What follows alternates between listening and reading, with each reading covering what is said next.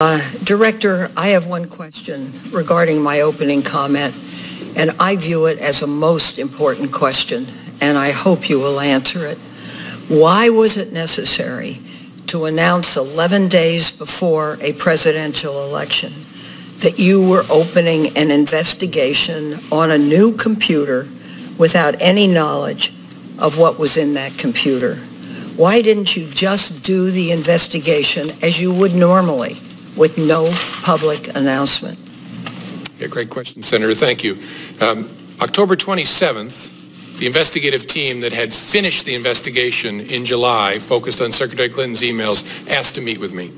So I met with them that morning, late morning, in my conference room, and they laid out for me what they could see from the metadata on this fella Anthony Weiner's laptop that had been seized in an unrelated case.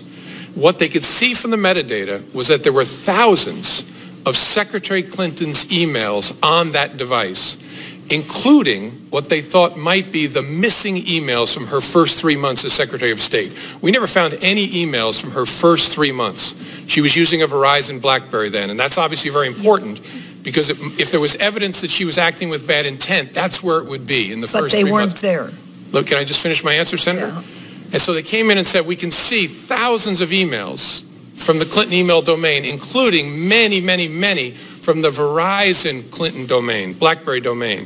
They said, we think we got to get a search warrant to go get these. And the Department of Justice agreed we had to go get a search warrant. So I agreed. I authorized them to seek a search warrant, and then I faced a choice. And I've lived my entire career by the tradition that if you can possibly avoid it, you avoid any action in the run-up to an election that might have an impact, whether it's a dog catcher election or President of the United States. But I sat there that morning, and I could not see a door labeled no action here.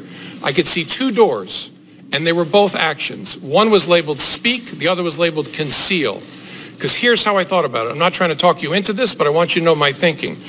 Having repeatedly told this Congress, we are done and there's nothing there, there's no case there, there's no case there, to restart in a hugely significant way, potentially finding the emails that would reflect on her intent from the beginning and not speak about it would require an act of concealment, in my view. And so I stared at speak and conceal. Speak would be really bad. There's an election in 11 days. Lordy, that would be really bad. Concealing, in my view, would be catastrophic. Not just to the FBI, but well beyond. And honestly, as between really bad and catastrophic, I said to my team, we've got to walk into the world of really bad. I've got to tell Congress that we're restarting this, not in some frivolous way, in a hugely significant way. And the team also told me, we cannot finish this work before the election. And then they worked night after night after night, and they found thousands of new emails. They found classified information on Anthony Weiner. Somehow, her emails are being forwarded to Anthony Weiner, including classified information by her assistant, Huma Abedin.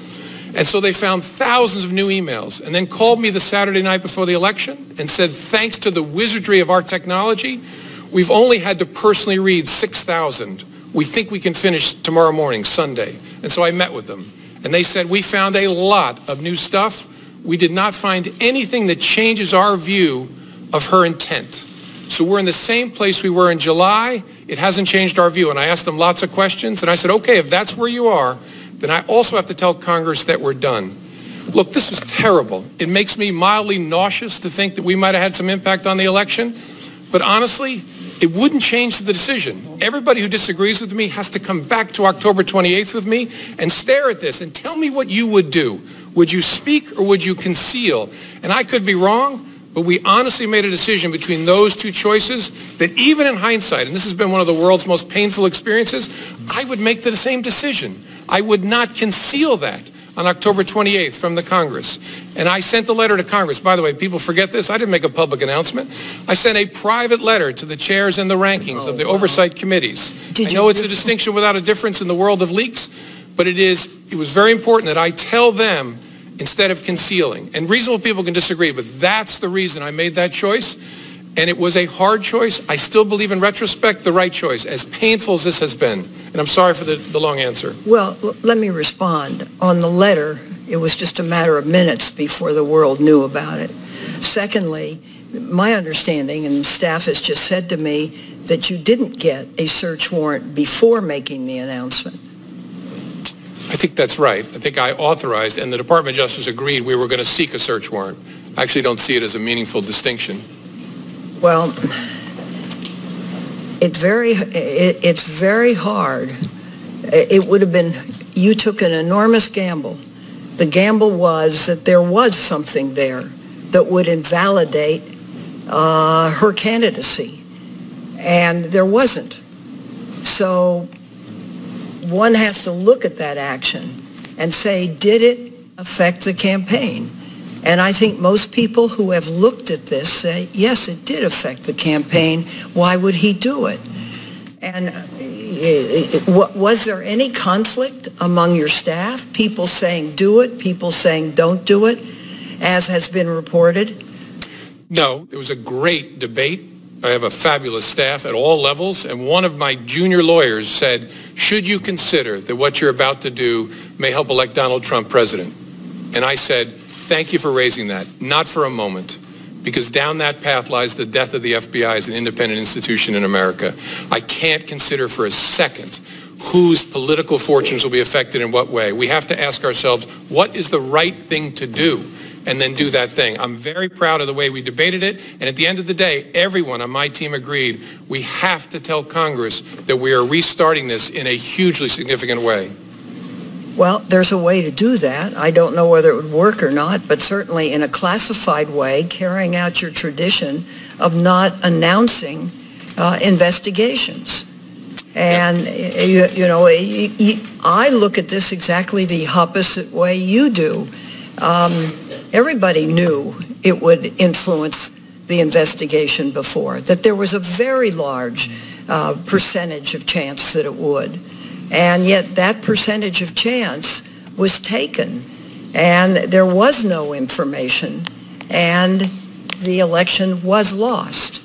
So it seems to me that before your department does something like this, you really ought to, because Senator Leahy began to talk about other investigations, and I think this theory does not hold up when you look at other investigations. But let me go on to 702, because you began your comments saying how important it is, and yes, it is important.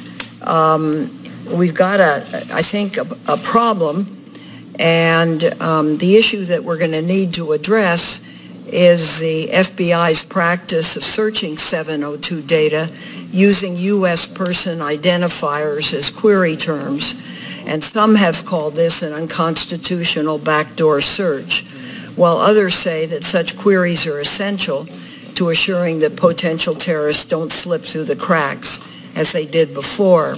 So could you give us your views on that and how it might be handled to avoid the charge, which may bring down 702? No, thank you, Senator. It's a really important issue. The way 702 works is, under that provision of the statute, the FISA court, federal judges, authorize us as U.S. agencies to collect the communications of non-U.S. people that we believe to be overseas if they're using American infrastructure. The criticism the FBI has gotten and the feedback we've gotten consistently since 9/11 is you have to make sure you're in a position to connect the dots. You can't have stovepiped information. And so we've responded to that over the last 10 years, mostly to the great work of my predecessor, Bob Mueller, and we have confederated databases so that if we collect information under 702, it doesn't sit in a separate stovepipe. It sits in a single cloud-type environment so that if I'm opening an investigation in the United States in a terrorism matter, an intelligence matter, or a criminal matter, and I have a name of the suspect and their telephone number and their email addresses, I search the FBI's databases. That search necessarily will also touch the information that was collected under 702 so that we don't miss a dot, but nobody gets access to the information that sits in the 702 database unless they've been trained correctly. If there is, let's imagine that terrorists overseas were talking about a suspect in the United States, or someone's email address in the United States was in touch with that terrorist. and that information sits in the 702 database. When we open the case in the United States and put in that name and that email address, it will touch that data and tell us there's information in the 702 database that's relevant. If the agent doing the query is properly trained on how to handle that, he or she will be able to see that information. If they're not properly trained, they'll be alerted that there is information. Then they have to go get the appropriate training and the appropriate oversight to be able to see it.